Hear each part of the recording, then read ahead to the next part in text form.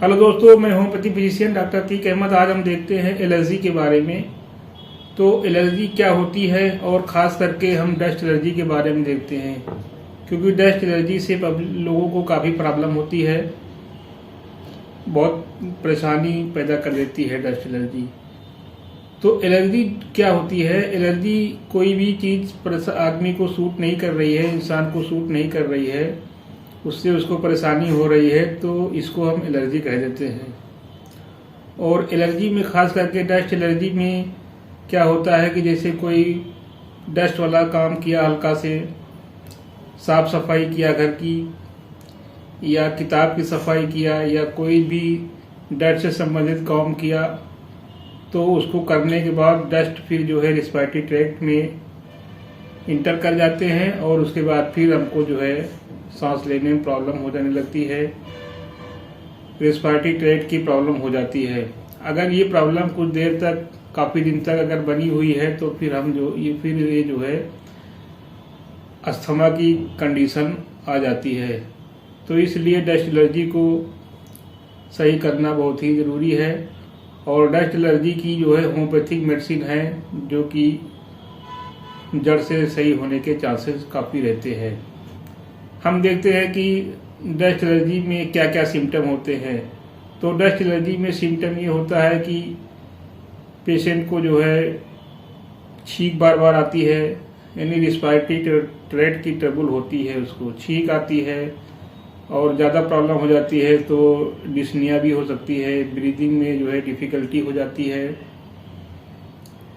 जुखाम हो जाता है, बार बार छींक आती है, नाक से पानी आता है, और कभी कभी आँख में बर्निंग हो जाती है, नाक में जलन होने लगती है, और छींक बहुत ज़्यादा आने लगती है। कुछ कुछ पेशेंट को तो छींक बहुत आ जाती है, और इसमें फीवर भी आ जाती है।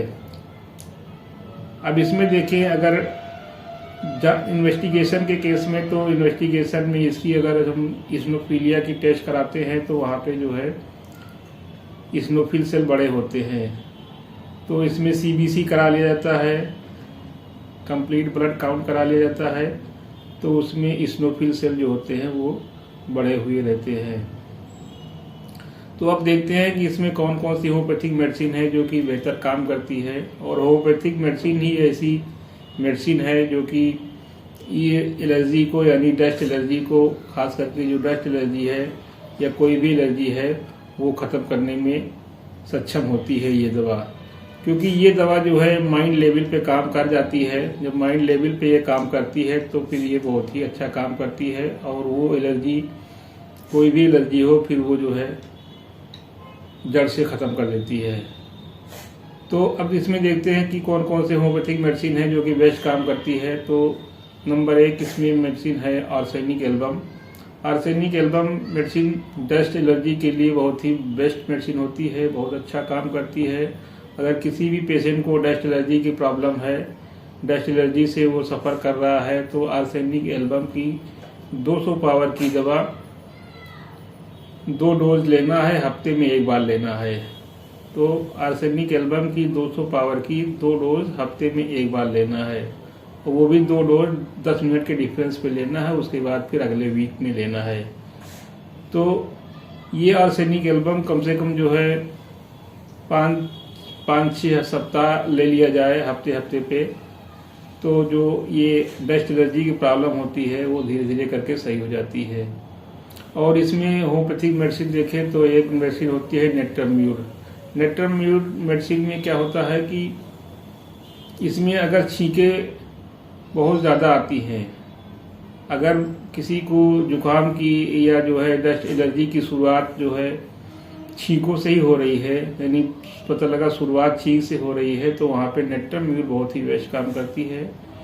और नेट्रम्यूर 200 पावर की मेडिसिन, ये भी हफ्ते में ही लिया जाना है। जिस दिन लेना है तो उस दिन 10 मिनट के डिफरेंस पे 2 खुराक ले लिया जाए, उसके बाद फिर हर हफ्ते लेना है। तो 5-6 हफ्ते नेट्रम्यूर 200 पावर में लिया जाए तो डस्ट एलर्जी की प्रॉब्लम धीरे धीरे करके सही हो जाती है।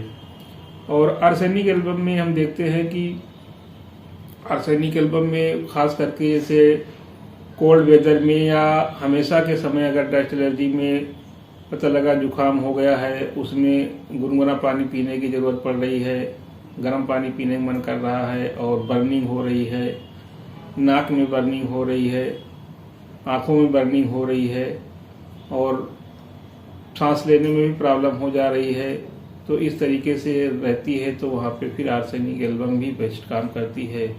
और अगर इसकी शुरुआत, एलर्जी की शुरुआत जो है, अगर वो नीजिंग से हो रही है यानी छींक से शुरू हो रहा है जुकाम, जब भी जुकाम होता है पेशेंट कहता है डॉक्टर साहब जब भी जुकाम होता है तो पहले जो है काफ़ी छींकें आएंगी, उसके बाद जुकाम शुरू हो जाता है, नाक बहती है, आँखों से पानी आने लगता है। इस तरीके का अगर कंप्लेंट कर रहा है तो वहाँ पे नेक्टरम्यूर काम करेगी।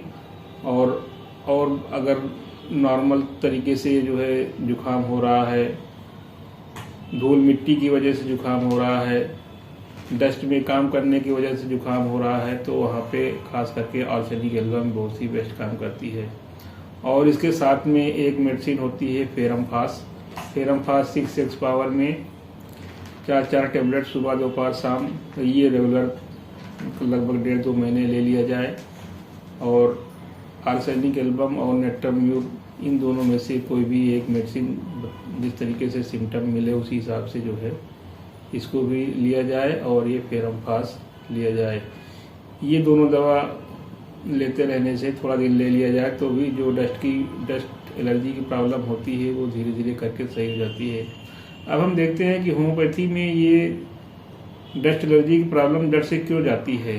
तो होम्योपैथी में ये मेडिसिन क्योंकि मेंटल लेवल पे काम करती है, माइंड लेवल पे काम करती हैं, यानी अक्सर इसके पेशेंट को जो है बहुत सी सफाई पसंद होता है, बहुत साफ़ सफाई होती है, ज़रा से इसको डस्ट वियर नहीं कर पाता है, बहुत सेंसिटिव होता है।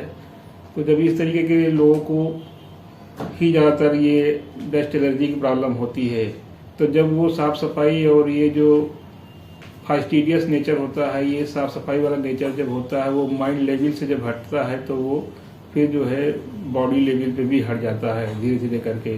तो पहले माइंड से वो सिम्टम हटेगा, फिर धीरे धीरे करके शरीर से भी वो सिम्टम ख़त्म हो जाएगा और धीरे धीरे करके फिर वो एलर्जी प्रॉब्लम जो होती है वो सही हो जाती है।